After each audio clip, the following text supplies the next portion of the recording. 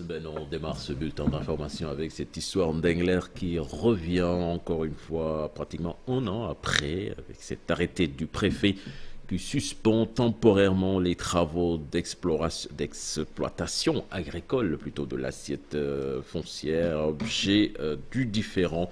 Les motifs avancés sont des risques réels de troubles à l'ordre public entre habitants de Dengler et travailleurs de Sedima.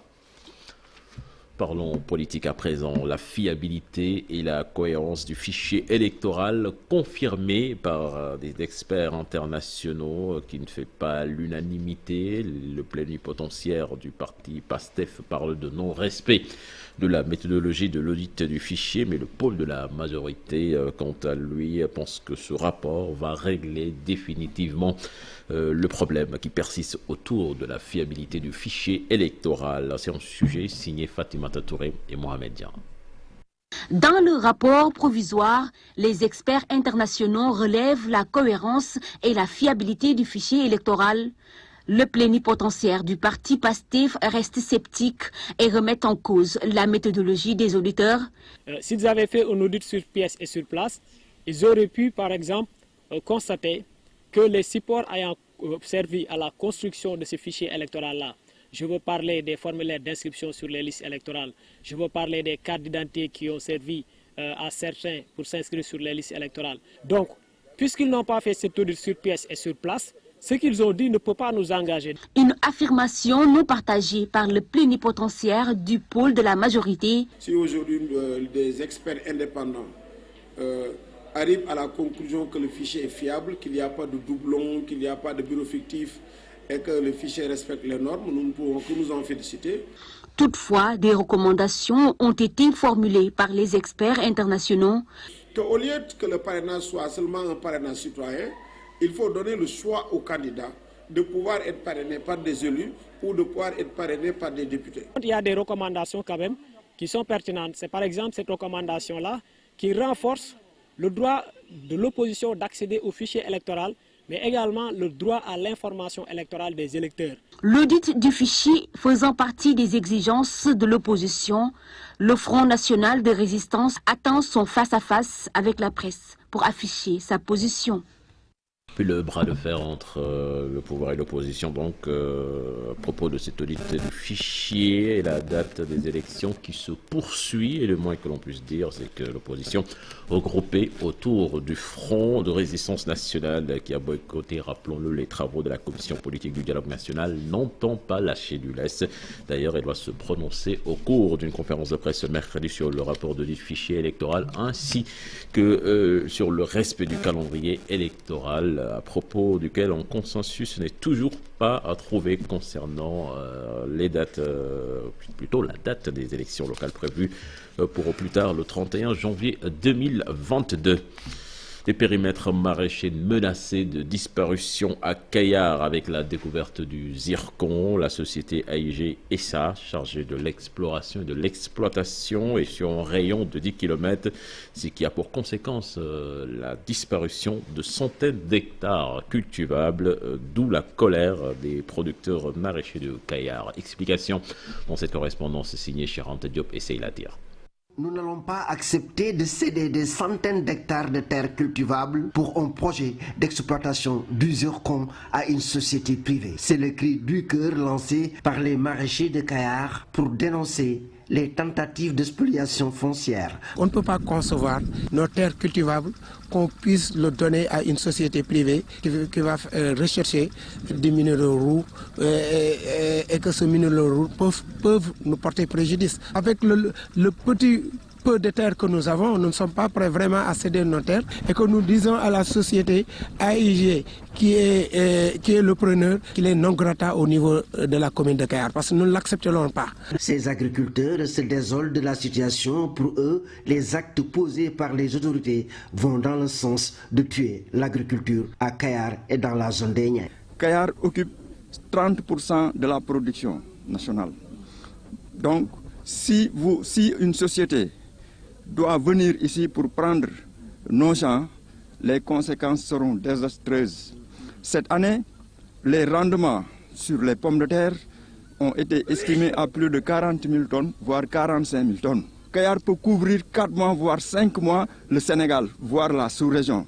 Le mois de décembre, le président de la République, M. Macky Sall, avait dit qu'il fallait protéger les terres de Kayar. Il n'y a plus de disponibilité foncière. Pour eux, ce qui reste constitue le gagne-pain des populations locales.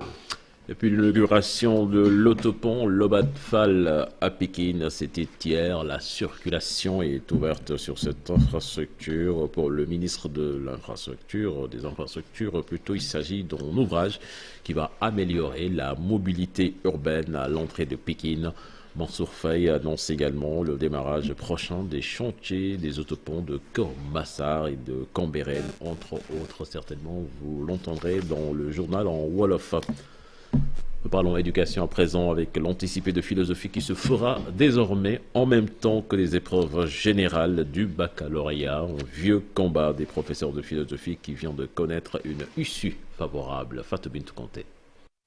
Désormais, plus d'anticipé de philosophie, les épreuves se feront en même temps que le baccalauréat général. Une vieille doléance des professeurs de philosophie qui vient à son heure. Une sage décision qui, si elle est entérinée par la hiérarchie, n'est-ce pas, devrait permettre aux élèves de mieux préparer l'épreuve de philosophie, qui, pour la plupart du temps, était anticipée les années précédentes et occasionnait pas mal de problèmes au niveau d'abord des professeurs pour finir le programme, qui est un peu vaste quand même, et au niveau des élèves aussi pour assimiler les concepts qu'on leur enseigne en une année de philosophie.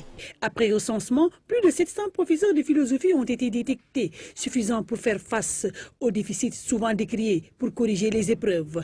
Qu'on organisait l'anticipé pour pallier le déficit de profs de philo. Aujourd'hui, vu que nous tournons autour de 700, n'est-ce pas, alors l'anticipé n'a plus sa raison d'être. Un déficit imputé à l'office du bac qui ne faisait corriger que les professeurs ayant fait 5 ans d'expérience. Il y avait quand même quelques décisions qui avaient été prises et qu'il fallait réviser. Mais comment voulez-vous dire à un prof de philosophie, avant que vous ne participiez à la correction, il faut exercer pendant 5 ans. Alors que le même professeur de philosophie, dès qu'il sort de l'école normale supérieure, mais il enseigne déjà des élèves de terminale, il les évalue. La suppression des bassins de correction, de même que l'anticipé de philosophie, va aider les élèves à mieux se préparer. L'arrêté est attendu d'un moment à l'autre.